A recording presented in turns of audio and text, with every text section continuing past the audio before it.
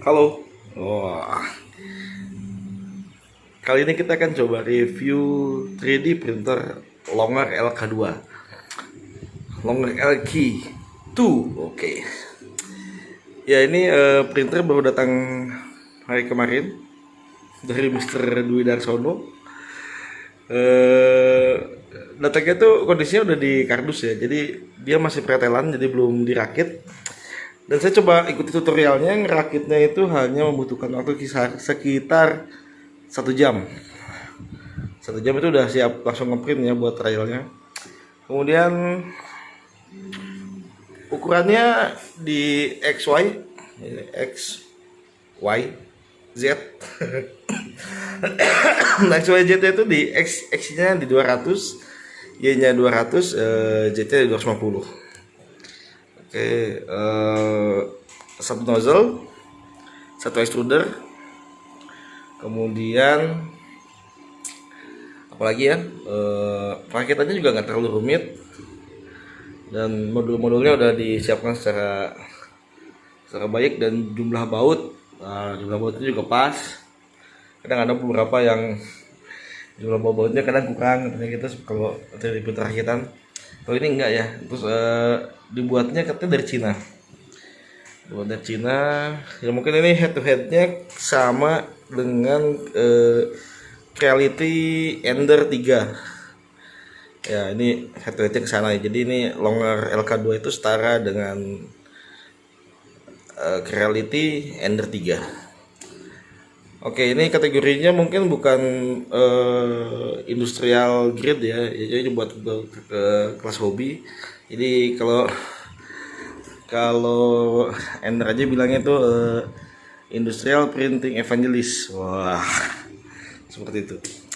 Oke, terus sebenarnya ada software slicer bawaannya, tapi saya biasa menggunakan ID Maker. Jadi CAD-nya saya menggunakan Solid Edge dari Siemens ya. Kemudian slicernya, ini slicernya saya pakai ID Maker. Bawaannya dari Res 3D. Nah, biasanya kita pakai Res 3D untuk ke customer. Jadi ini baru kita review nih menggunakan LK2. Jadi software ini juga bisa dipakai untuk printer selain Res 3D ya. Jadi settingannya saya dipandu sama Mas Dwi tadinya itu, jadi ada di printer setting. Jadi kita setting dulu di parameter sininya, kemudian di save, lalu pas mau slice nya itu awalnya kan pakai yang bawaannya Res 3D ya, template-nya yang high quality-nya ini kita import, jadi ekspor dulu. Nah, kemudian dipakai nantinya dipakai di settingan buat yang LK2 seperti itu. Jadi disesuaikan juga. Jadi kalau misalnya pakai material ABS jadi cocokkan juga, kalau mau pakai yang PLA dicocokkan juga. Jadi ini kita coba membuat satu model kursi ya. Kursi dari rekan saya Mas Vale, ada linknya di atas. Ini jadi gambarnya itu di aslinya itu panjangnya itu dipanjang di sekitar 2500. Tapi karena ukuran 3D printernya nggak sampai seperti lebar itu, jadi kita scale down dan panjang yang 2500 kita rubah menjadi 150 mili. Oke, dan lama pengerjaannya ini kita coba tadi tuh di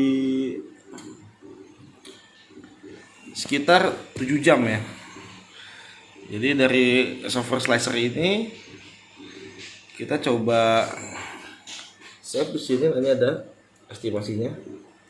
Wah, estimasinya seperti ini ya, 6 jam ngabisin ngabisin materialnya di 37,4 gram. Seperti itu. Kemudian bisa juga buat hitung harganya di tergantung settingannya kita ya. Lalu dari sini kita ekspor. Jadi filenya itu outputnya kan G-code ya. Jadi G-code-nya kita save, lalu ditaruh di SD card ya.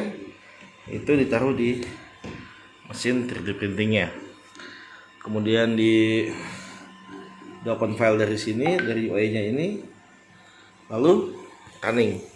Nah ini udah mulai sebenarnya dari tadi, mungkin di sekitar 30 menit yang lalu ya. Jadi nanti selesainya di 7 jam kemudian. Nanti kita bakal lihat hasilnya seperti apa. Kalau trial tadi sih waktu pas pertama setup, trialnya itu kita membuat ini ya, peluru. Buat peluru hasilnya sih oke ya. Wah hasilnya lumayan bagus. Menurut saya sih oke. Jadi kita coba nanti di model yang agak kompleks gitu kan. Ini kan cuma bulat aja kan peluru tadi. Ini kan lumayan agak kompleks. Kita coba lihat hasilnya. Kemudian oh ya, pengalaman tadi saya coba itu ya, karena saya kan juga belum paham settingan di materialnya ya, terutama suhu dan lain-lain. Jadi kita coba tadi pakai ABS. Materialnya itu printnya ada kendala. Jadi nggak lelehnya nggak sempurna karena mungkin saya belum bisa settingnya. Sebenarnya sih kalau di opsinya itu ada 3 ya, mau ngeprintnya pakai PLA, ABS atau PETG. Cuma tadi saya di PLA kan di 200-an, 215 atau 200 derajat gitu ya. Nah defaultnya ABS di sini tuh di 230. Tapi karena material ABS-nya yang saya dapat itu mungkin entah nggak standar atau bagaimana, atau saya nggak ngerti settingannya, jadi ada pas begitu nempel di bednya itu keangkat, jadi nggak ngeleleh di bawah juga gitu, seperti itu. Jadi ada kendala, tapi pas ngebikin pakai PLA itu nggak ada kendala sama sekali. Dan saya menggunakan PLA diameter 1,75 warna transparan. Mereknya sih sembarang ya, kadang pakai kadang merek apa ini gitu. Jadi nggak harus satu merek khusus gitu, tergantung cocok-cocokan juga.